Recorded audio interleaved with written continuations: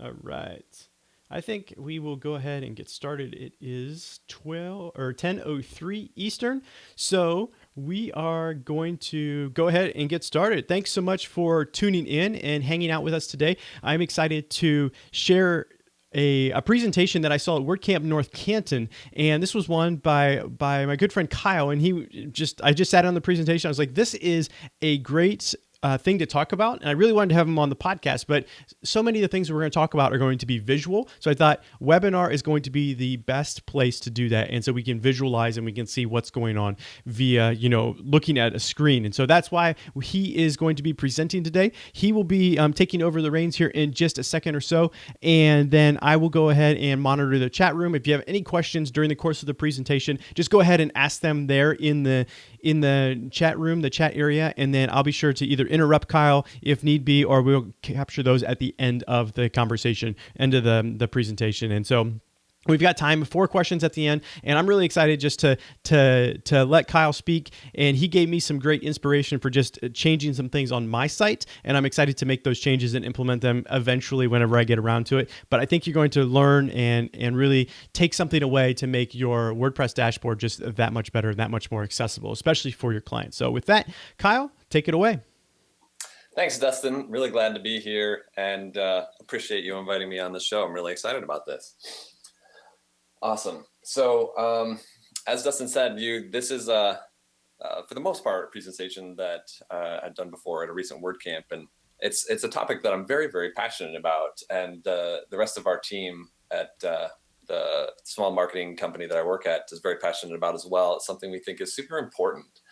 And so we're talking today about customizing the WordPress dashboard, mostly for the purpose of improving the user experience for our clients. So this is geared towards anybody who is maybe making websites for clients, for their customers, or managing websites for their company, for their business that is required for other employees to use.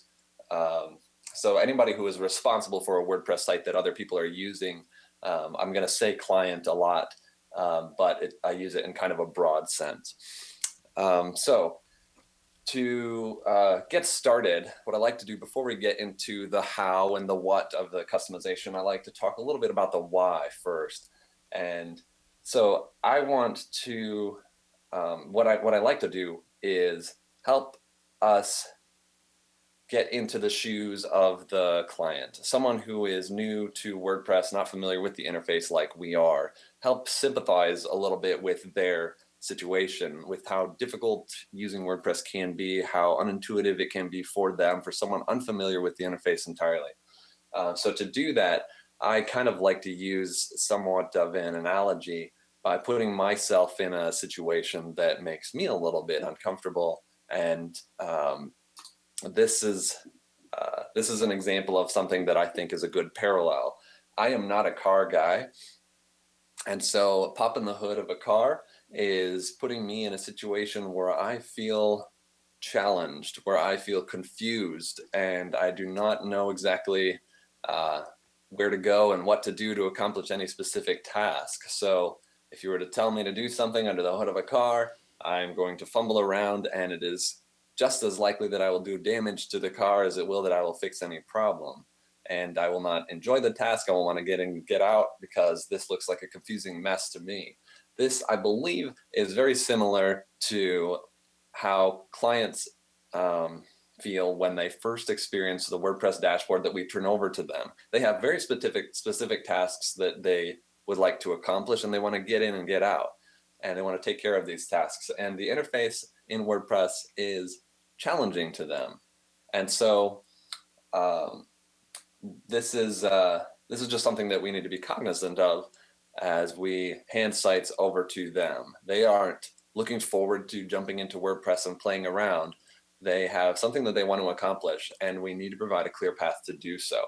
So this is just to get our bearings, some pun intended, I suppose, is the WordPress dashboard as of today.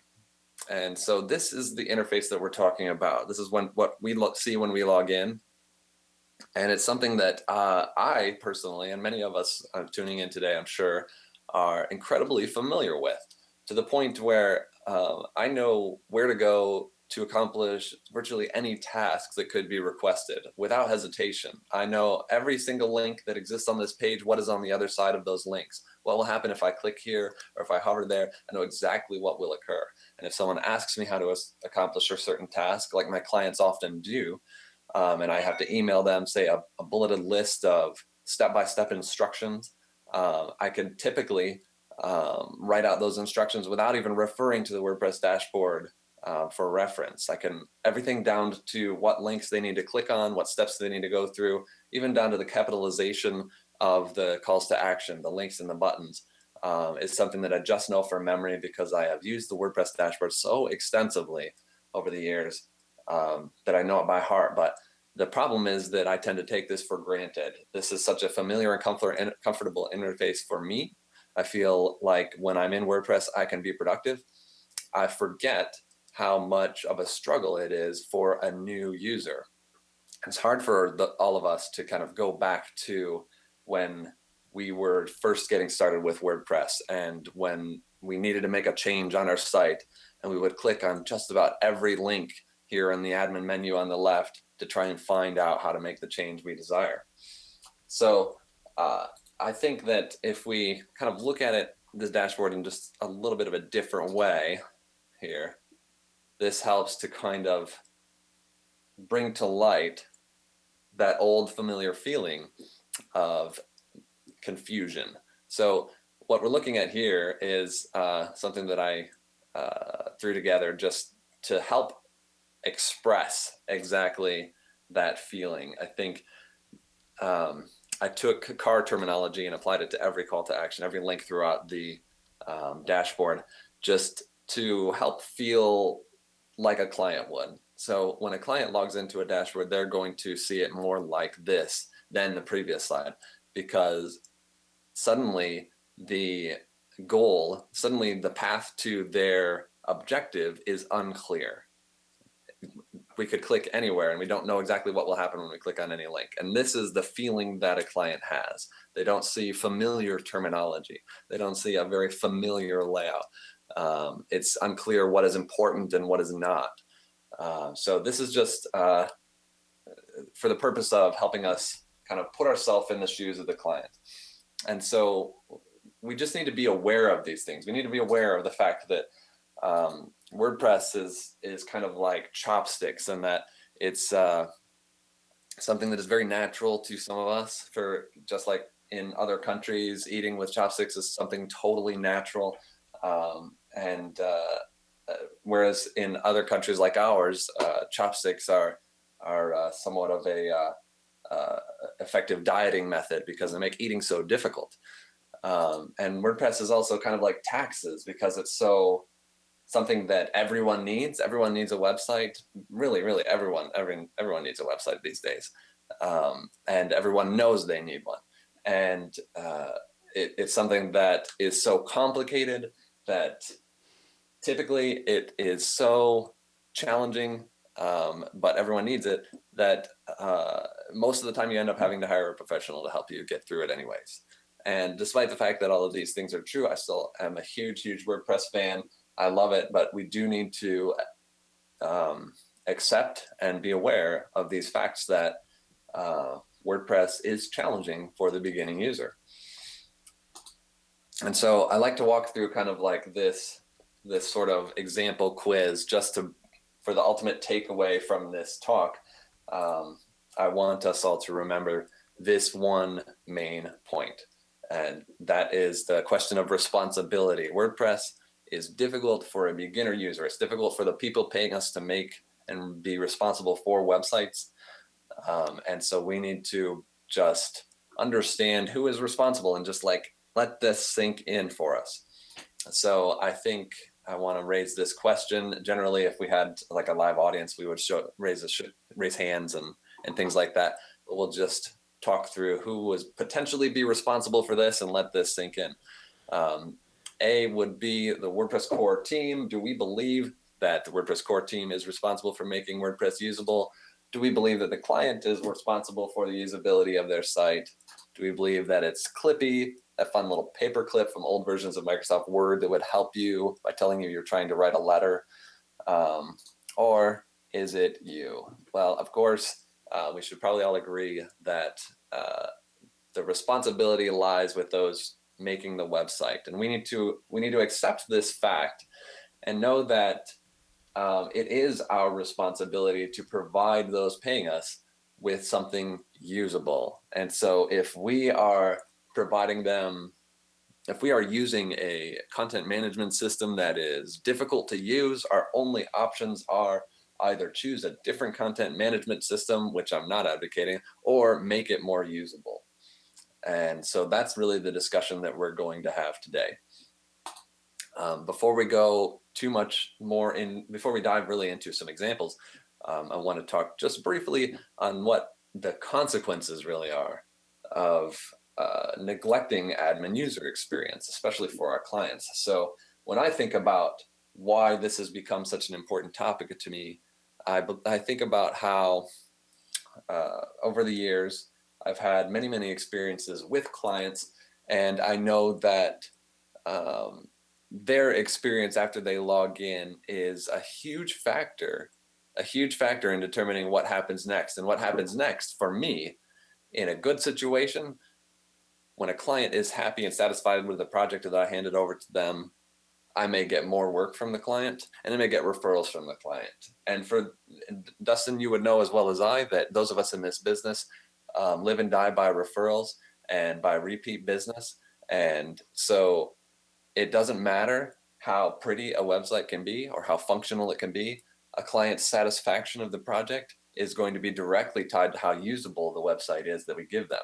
This has been my experience over and over again. So if I want a client to be happy in the end, thrilled, recommending me to their friends and hiring me again for the next project, it is critical that their website is usable and tailored to their needs. And it's really good to tailor the websites to our own individual needs. Like, we don't have to, I know that a lot of the presentations going over how we can do this for our clients, but just think about it on the ways of how we can fix our own websites so it makes it easier and faster for us to provide updates. I know that there's some things that I've done on the back end of my website that makes it faster to do different things to get a published post out, which is going to help me in the long run, because then I'm not like digging into the dashboard and doing things, copying and pasting code and all that kind of thing. So we'll get to that, but just continue to think about this is how we can do this better for clients and how we can do this better for even our own individual websites. You're absolutely right, Dustin. And thank you for sharing that. And I do completely agree that the scope of a discussion like this could be extended well beyond just the instance of improving the experience for those paying us to make a website. But there's a lot that we can do to improve even our own workflows within the WordPress dashboard. It's ultimately important for us to remember that the WordPress dashboard is incredibly flexible, and we can mold it to suit our needs. And so I guess going back to some of these consequences, I think about many past experiences that I've had with clients where turning over a site that I didn't go the extra mile, I didn't take the time to adjust the experience in the admin based on their needs. I only fulfilled their requests. And we should all remember that a client is never going to request that we go the extra mile and take the time to make their admin interface a little more usable and a little more aligned to their expectations. A client is going to ask for front-end functionality and design. And if we simply meet those requirements, I believe that we're doing them a disservice. I think of instances where clients have been frustrated. Many instances where clients overwhelmed me with support requests just because of their confusion with the dashboard experience. And that can be very costly. Most of us do not have a business model structured so that more requests from past clients for instructions and guidance and things of that nature results in us being more profitable. Most of us would like to move on to the next project. And so improving the admin user experience can reduce the amount of support requests and can also just generally improve the satisfaction that the client has with the product. And also, one of the most important, and the one that really hit the home the most for me, goes back to when I had a client some years ago who hired me to make a website, and we worked really hard on it. It was a very huge improvement for the client. They had a popular blog on Blogger and wanted to move up to something much more robust. So we made a great WordPress site with e-commerce and membership areas and all kinds of awesome functionality. I was really, really proud of it, and the client was thrilled. And then in the end, we got paid and moved on, and several months go by, and I follow up with the client and just to see how things are going. And I observed, hey, it doesn't look like you're really using your blog. Why'd you quit blogging? And she says to me, I didn't quit blogging. I just thought it was kind of hard on the new site, so I went back to Blogger. And so that really, really hit home to me, and made me appreciate the fact that it doesn't matter how great the website is or how much functionality is built into it, or how pretty the design is. If the site is not usable for the client, then they will struggle to use it and get frustrated, or just not use it. And that's a huge disservice to them, their business, and their customers. So ultimately, the most valuable website turned over to a client is one that they can effectively use and be productive with. So moving on past that, I want to start talking about some specific examples of what we can do in the dashboard. And now these are just a few examples of things that I have found to be pretty impactful for clients. This is nowhere near a comprehensive guide to what can be done with the WordPress dashboard. I see the WP admin as something incredibly flexible. It is very well made and simple for developers, or even non-developers, through the use of plugins to tweak and adjust to suit your needs. It can be themed, it can be styled, it can be rearranged. Items can be removed or replaced or added. The WP admin is something that is not static, and I want that to be another takeaway. So let's walk through some specific examples of things that we have done here at my company to improve experience for our clients and that we think have made an impact. A first example, I think this is a huge one. This is one of the biggest, and one that we do on virtually every client project before we turn it over. So the admin menu, this is, as you see it on the left, and a screenshot of the admin menu for someone with the editor role, which I should say is probably the standard, the most typical role assigned to clients when we hand over a site to them. It is not typical for us to give an administrator role to a client, unless there are special circumstances. But in most cases, a client is responsible for managing their content, and we are responsible for managing functionality and higher level options. And so an editor role will be by default given an admin menu that looks like this. And so there are many instances where this is not ideal. And in fact, I would say that in most cases, this is actually not ideal. And so what I want to imagine, especially those of you who do work through that very typical workflow of completing a client project and handing over the site to them at the end and giving them their login when the site is done. I want you to imagine having a conversation with them first, a quick conversation, perhaps on the phone, and ask them some simple pointed questions about what it is they expect to see when they log into their dashboard. So I would get on the phone with a client and I would say, hey, we're about to send over your login and turn over this site so you can start improving the content. But first I want to ask you, if you could, in your own words, describe to me what you expect to see when you log in. What do you want control over? What kind of things do you expect to be able to change? What's really important to you? And then just listen. And the important part of that is in your own words. So when a client will respond to that, they may say things like, well, I would like to be able to post some news articles now and then, and mostly I think I'll be logging in to update my ebooks or my products or my sneakers that I'm selling, or the prices on them, or the main pages on my site, or my staff profiles, or something like that. add new testimonials or publish new events on this site. They may describe any of these in their own words. And that's really the important thing to take away. It doesn't matter. This wouldn't be something that should affect functionality in any way. This is just understanding the terminology that the client uses and also their priorities. And so what we would do from that, take away from that conversation, write down everything that they said, and then adjust the WordPress dashboard in some way to align better with their expectations. So now we see over here on the right an example. This is just an example of what I may have done after a conversation with a client.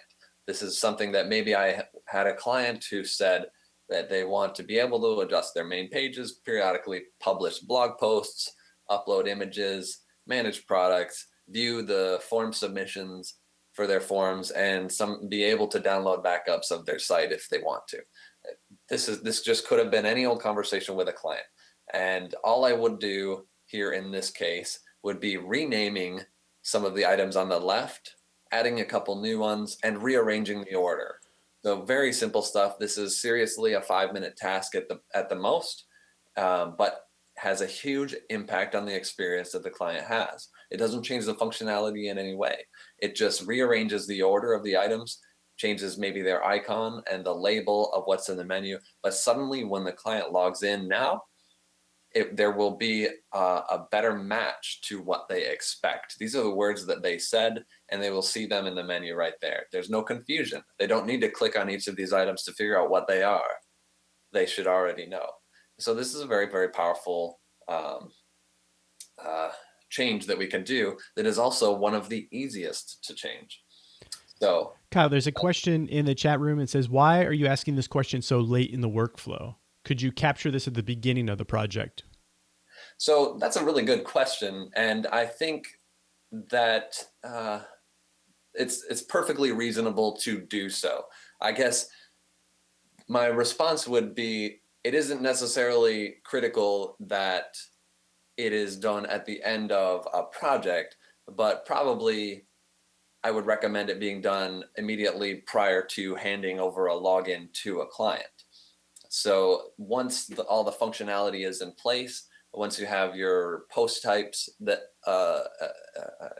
included that the project requires, and basically everything exists in the admin dashboard that should exist, then it's just a matter of getting the client, before you're giving them their login, making sure that all of this finished functionality aligns with their expectations in terms of terminology and things like that. So I hope that makes sense. It's not really about the end of the project, but about as soon as you have everything in the dashboard that needs to be there, and before you turn over a login account to the client. Perfect. Okay? All right. So that's the admin menu. And let's move on to the next example. This is one that I think is also pretty important, kind of an example of something that I think it's a good example of the kinds of things that I would have done wrong early in my career of making WordPress websites for clients. So what we see here on the left is something that should cause a lot of people to kind of hide their heads in shame, because this is something that maybe we have all done when we were beginners with working with WordPress websites and making them for clients. It's kind of an abuse of the text widget. And so for those not quite familiar, there's a text widget that exists by default in WordPress. It is used for including just arbitrary text. It does allow for HTML to be used. And it is kind of a multi-purpose tool, and tends to often be kind of like this last resort, like if there isn't a widget that does what I want, I'll just use the text widget kind of approach for a lot of people. But there's a lot of problems with what we see here on the left. And I want to kind of go through those, because what I believe we have here is a terrible, terrible user experience. And I would be very, very, at this point, very ashamed of turning something over like this to a client, because this is very difficult to use and very easy to mess up. So I know that if I were to turn over a client something like this, and they were to say, okay, how do I adjust that thingamabob in the sidebar that's all about me?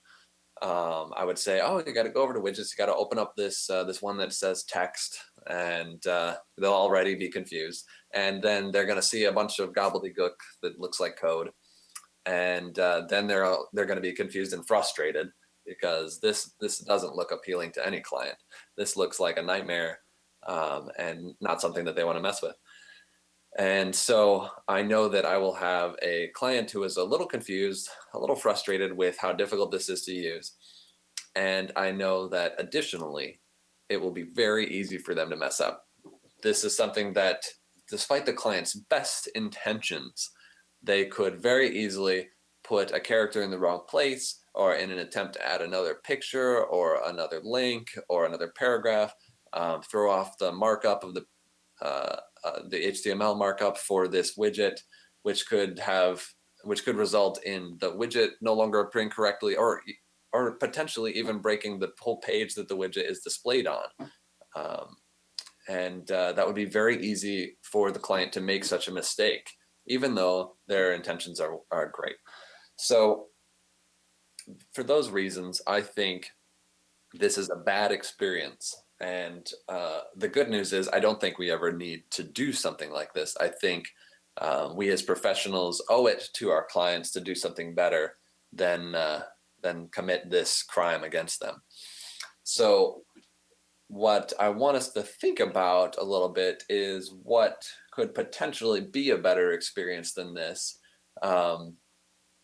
And if I were to be analyzing this, like generally, if I had an audience where we could ask questions, we would be discussing potential approaches for improving the experience here. But I'll just go right through to what I think a good solution would be.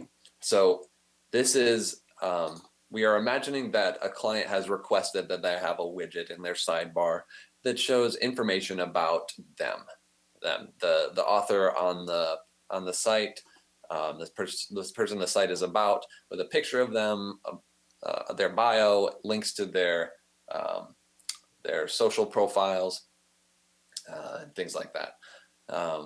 And so if we were to take that information, we could say, well, I could do a lot of things to make this better. I could give you a custom widget with some options and settings. That would be a little more intuitive than this box with everything put in it. And you could put in your name and upload your picture to this widget and choose your colors and type in your bio and select your social icon links. But I think actually the ideal solution, or one of the best solutions to a question like this, would be to create a widget that pulls from the user's profile. And so I know that this person will be a user on the site, and they will have a profile that has an associated Gravatar image, that has a bio field, that has fields for their social links. And so I could, as a developer, think, well, why don't I just get that information automatically and we're done? And then there are very few options needed for the client in this particular widget. So we could end up with something like this. We could end up with a new custom widget that we made from scratch. If you haven't ever made a custom widget before, it's not that hard. So we make a quick widget that's called About User and give it a title field, allow the user to select a color, and then allow for a particular user account to be specified. And then maybe even an option about whether or not to show the social links.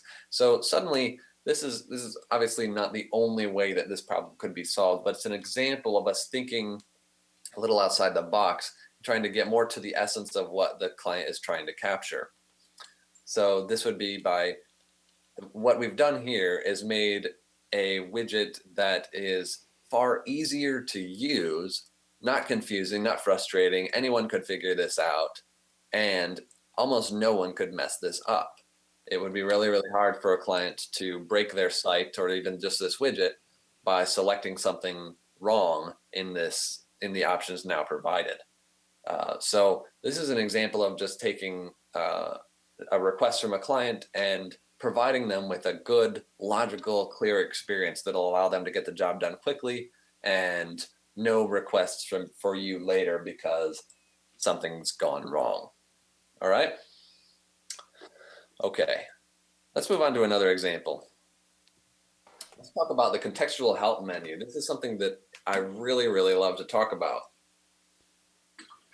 So everyone should know that within WordPress, there is a help menu that exists on most pages that will be contextual and relate to the screen that you are on. So if you go to any page in the WP admin, you should see in the upper right-hand corner a little help tab that you can drop down, and it'll have several options available to you. And so what we see here on the screen are some examples of some things that I've done or experimented with to kind of add more value to that help menu for my client. So the first one on the top, I think a lot of people learn from videos. And so I thought it would be super handy to dynamically grab related videos from WordPress.tv and present those in the dashboard as a way for someone using the dashboard to get more information or learn new valuable things about the screen they are on. So if they're on the dashboard or the updates page or the tools page or the pages or comments, they would see different videos shown here that relate to the content that they're viewing and would be educational. And I thought that this would be very, very helpful. So this is a plugin that I have on GitHub. For those not familiar with WordPress.tv, it's a great website that has thousands of videos that relate to WordPress, people giving amazing WordPress presentations. You'll find videos of myself and Dustin there as well. And this plugin is just a way of providing helpful videos in the context of the WordPress dashboard that I think relate to tasks a user is trying to accomplish. Another example of extending that help menu is adding a simple contact form. And so this is something that is very basic, but I think very powerful for a number of reasons. So in this second screenshot below, you'll see that there's a simple form that allows a user to type in a message and hit send. And so this is something that we could put on a client site and make it so that when they send that message, it shows up maybe in our email or connects to our ticketing system or whatever our methodology is, and sends that message directly to us. So for the client, it provides them quick access to get help for the problem that they're having at the moment that they're having it. Okay, so that's very, very powerful. That right now I'm looking at something, this is what it says. I don't have to open a new tab or a new window or go to my email and type it out. I'm looking at it right now, and I'm struggling with this at this very moment.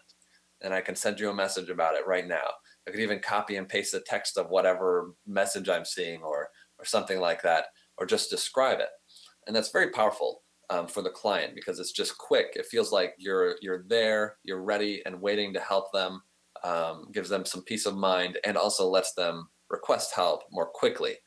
And the other things that are really powerful about this is that email that gets sent to you that shows up in your inbox, just I, as a developer, think about all the things that I could include in that. So typically, if you're responding to kind of a ticket request or support request like that, you would have follow-up questions like, oh, well, what screen were you on in the dashboard? Or what, were there any error messages? Or could you copy and paste those? Or, what browser are you using? Or what's your user account? Or all these other things. What active plugins do you have? You could ask all of these follow-up questions, and then the client has to answer them to the best of their abilities. And then you have this ongoing conversation before you can even get to the point of answering their original problem. But if we're in the dashboard here and we're putting together this custom form, we should know that we could answer all of those questions before even asking them of the client. you could make this form very easily so that it doesn't send just this title and description of their message, but also included in that email includes all of the information I just mentioned before, includes the user account that the user is logged in as, includes any whatever the active plugins are, whatever the active theme is, whatever transients are set, whatever error messages are being shown on the page, what version of this and that is being used, what browser the client is viewing the page in. All these questions could be answered immediately without even asking them of the client. It's just on the send of that message that information is available, which I think is super, super powerful because it helps us get to the bottom of the problem so much quicker, provide a better service to that client. And so these are just examples of extending a little bit what exists in WordPress and making it more valuable and more relevant to our client. So that's the contextual help menu. And you can use your imagination to just think of what else could be put into the help menu. It could be all kinds of things. You could put in your own videos. You could put in your own textual descriptions or your own helpful links. Anything could be put there that you think would be of value to your client or would help them get the job done. So kind of stemming off of that, I just threw in an example of the code that would be used to add a new help tab. I don't like to show too much code in presentations, but I do like code and I do like demonstrating sometimes how simple some of these tasks can be. This is basically just walking through the creation of a new tab that has some helpful text in it. And so these slides will be available after the webinar. I think Dustin will provide those or I'll give them to him.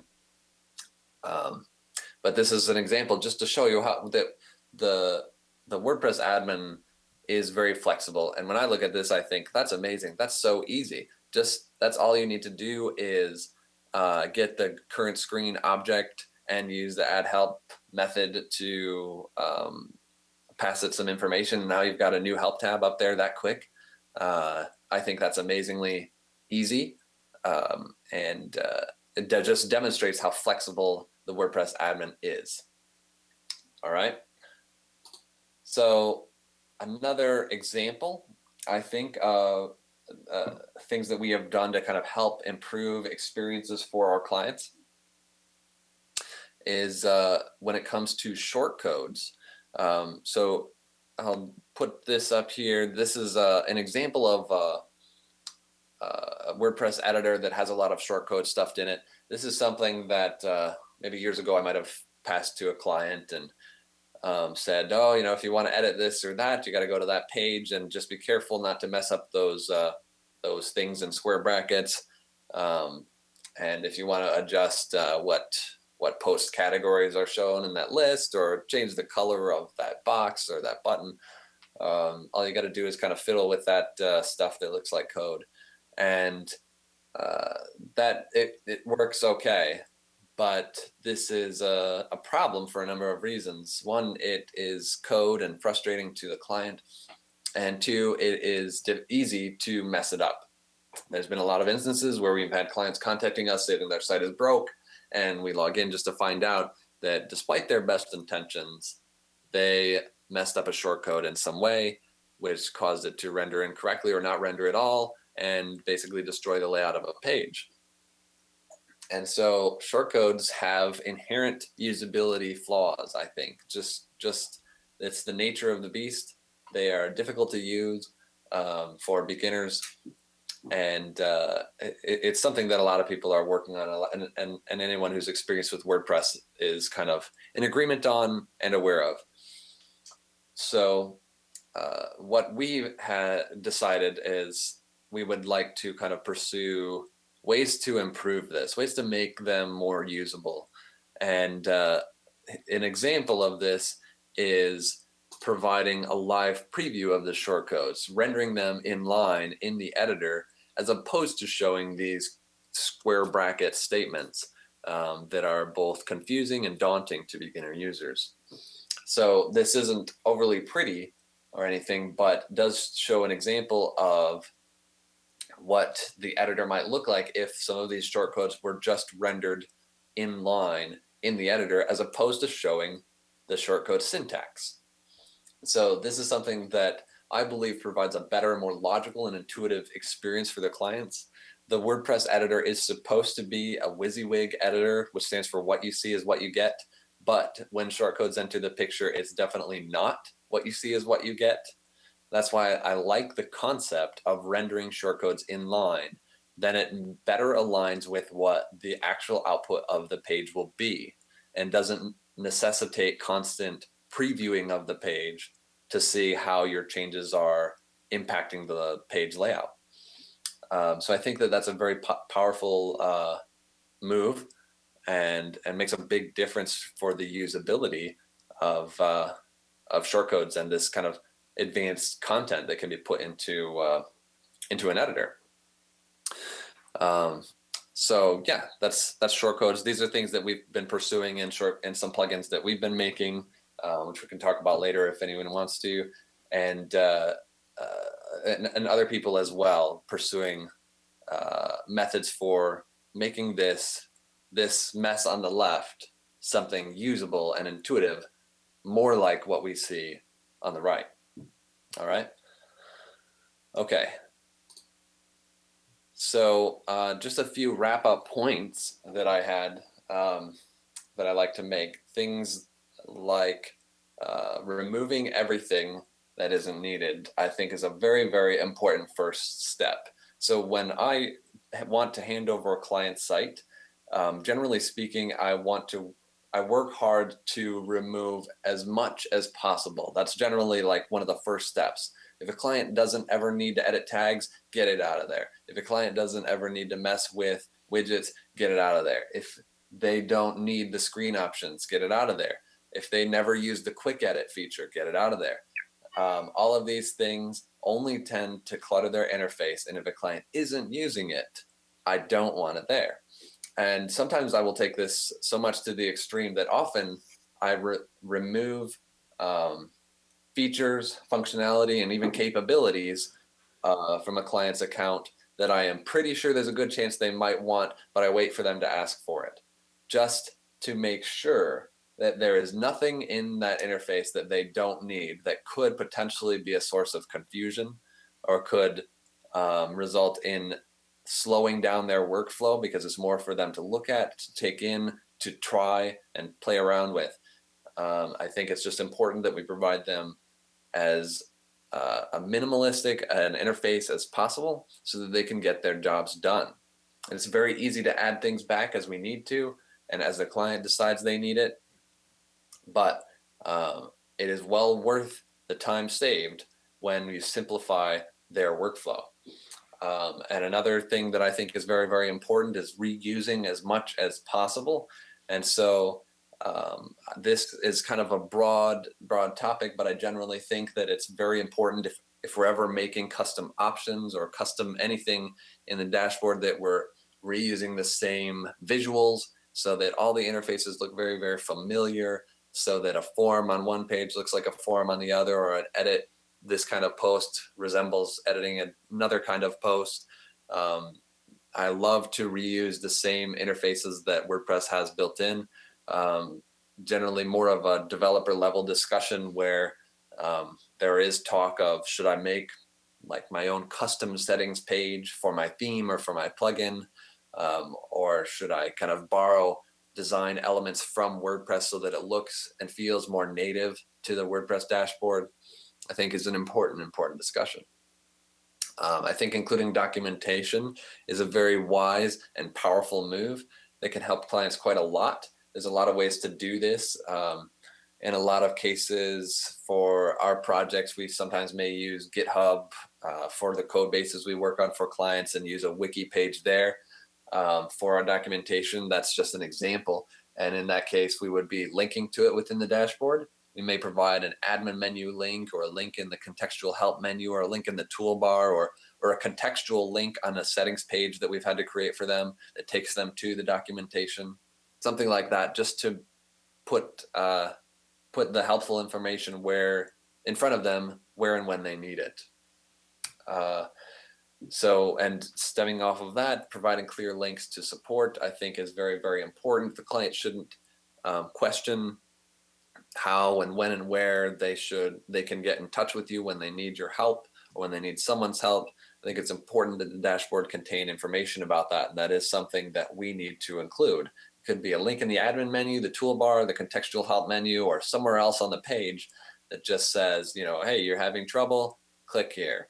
It may take them to a form. It may show them a phone number. It may suggest an email address to send to. But it is a really powerful move to make the client feel like you're there, even if you're not there. And clients will seek out our help one way or another. But I know that I like to encourage clients to seek out my support in the way that I want them to, as opposed to calling me or emailing me or texting me or knocking on my door. I would like them to follow the support path that works well for my business. And so putting that in the dashboard is powerful.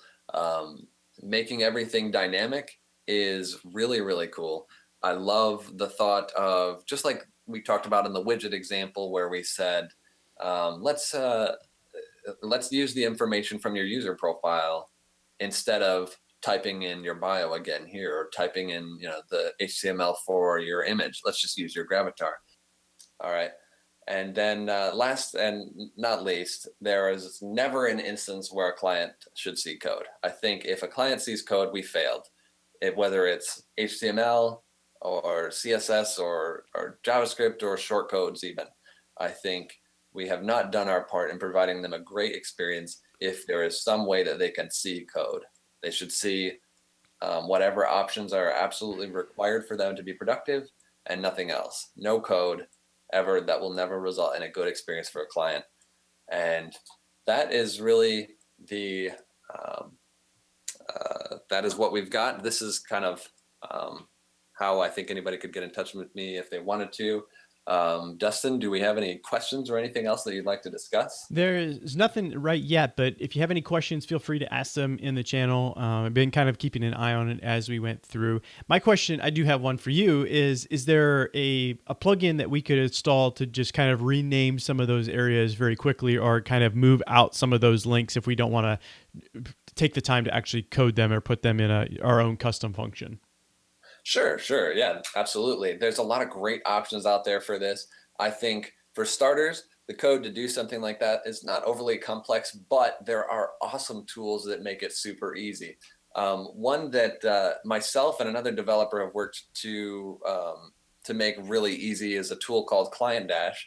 It's a free plugin on the WordPress.org repository, and we have a website for it, clientdash.io, and that makes managing the WordPress dashboard admin menu very, very easy by mirroring the WordPress menu editor interface and allowing you to provide a custom menu for each role that exists on your site. I think that's very, very powerful, and we've made it incredibly easy to use. That's generally what I use on most of our client sites. There are other admin menu editors that exist out there on the repository, and there are also great WordPress plugins out there that are cool for replacing text.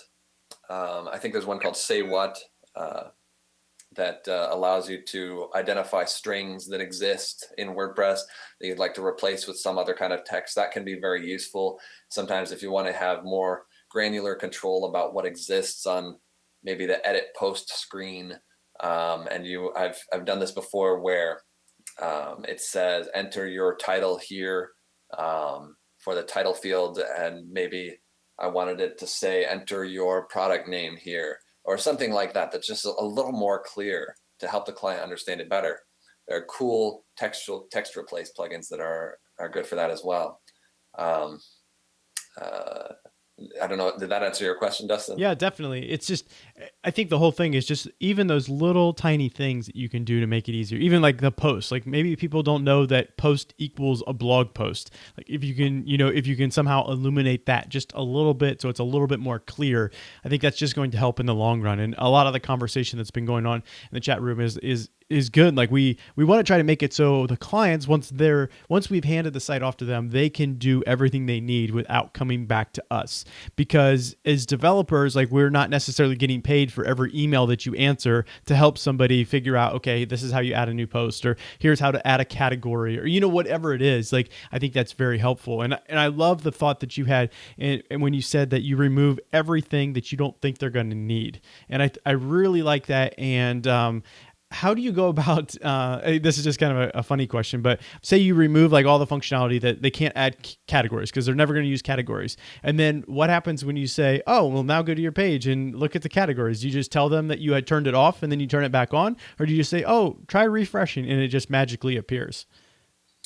Sure. Yeah, that's a good question. And so that comes down to really kind of like knowing your client, I think. And in most cases, I really understand the client's needs. I understand their objectives pretty well. So when I encounter those instances where I've gone a little too far and taken away functionality that they need, or maybe things change over time and then they end up needing that functionality, I simply say that I'm adding it for them. I tell the client that, well, then I'm going to give you the capability to categorize these posts at this time. And then I take some time to turn it on, um, and then tell them to go take another look and walk them through it. So that's most of the time the approach. It would be unusual for me to have a client who expected something, or had a preconceived notion of what should be there, like is asking me why aren't categories there when they should be, things like that. Um, in those instances, I wouldn't probably be removing it because I have a more experienced client. So I guess that's generally my approach, is to tell a client that I'm adding this functionality because now they need it. Gotcha. Yeah, that makes a lot of sense. Steve says in the chat room that he says he's used an menu editor plugin where you can go in and you can edit the text of just the links down that left hand side of the WordPress dashboard. So that's another plugin that's out there. Yeah, it is powerful. So I think there are as I said, there are a number of tools for editing the admin menu that are really cool. I would encourage anybody to check it out, check each of them out, and see which they think works for them. It's really just about finding a tool that you understand and can get the job done. Sure. We wanted one that kind of met our idea of what we needed to do, one that we thought would be as easy as possible to easily rearrange, change labels, change icons, and add in custom links, which we wanted to do a number of times, which can be helpful as well. So yeah. Cool. And do you have any like case studies from when maybe one of your first sites that you didn't customize for the client, and how many like support requests you got, or how confused they were? Or I know you said the one about the person that went back to Blogger to finish because she couldn't figure out how to use WordPress, but then like in comparison to one of your most recent clients that had like a custom interface, like what are the support levels that you're seeing from that extra work that you put in on the front end? So that's I love the question, and I wish I had more measurable data. Sadly, I do not have a lot of measurable information. All I know is that in my first couple of years of running this business, support was a really major issue, and which is in addition to the fact that support was heavier, I also had far fewer clients than I have now. So I can say that today, I have probably triple the clients that I had a couple of years ago, and a fraction of the support. And I attribute a lot of that to us doing a better job turning over sites that align well with the client's requirements for the actual project and with their expectations when they log in. I think that though I don't have measurable data, I am very, very, very confident that it has had a huge impact on the client's experiences. Just because I can think of a number of clients that I've handed over just even this year a website to, who have had no experience with WordPress whatsoever, but were able to be very productive. And I have been very impressed with how much they were able to accomplish in terms of like adjusting the custom settings we gave them for their site or for the content on their site, where I know several years ago, if I would have set them loose in a standard WordPress dashboard, they would not have accomplished quite as much at that time. So very, very loose, but it's enough that I can say without a doubt, I'm absolutely, absolutely positive that it's made a very measurable impact. Awesome. Cool. Well, there's doesn't seem to be any questions in the chat room. Thanks so much for coming on today and spending some time just sharing the importance of customizing that backend, customizing that experience for our customers and our clients. And I know that even this wasn't mentioned, but another thing that we could even do to customize that experience is actually customize that login page for our site. So when they're actually logging in, they don't see the WordPress logo; they see their own logo. And I think that would be another way to just kind of take it but one step and beyond to say, hey, this is your custom site that I built specifically for you. So that's just another opportunity that I see right off the top of my head. But I'm sure there's hundreds of ways that you can customize a WordPress site to make it fit and be the perfect needs for your customers and your clients. Absolutely. Absolutely. I think there's no shortage of options. You could apply their own branding to the dashboard, their own color scheme, their own typefaces and aesthetic choices like that, just to make them feel more comfortable as well. There's no limit to what you can do to make it align well with their needs and their expectations and result in giving them something that they can be productive with. Sure.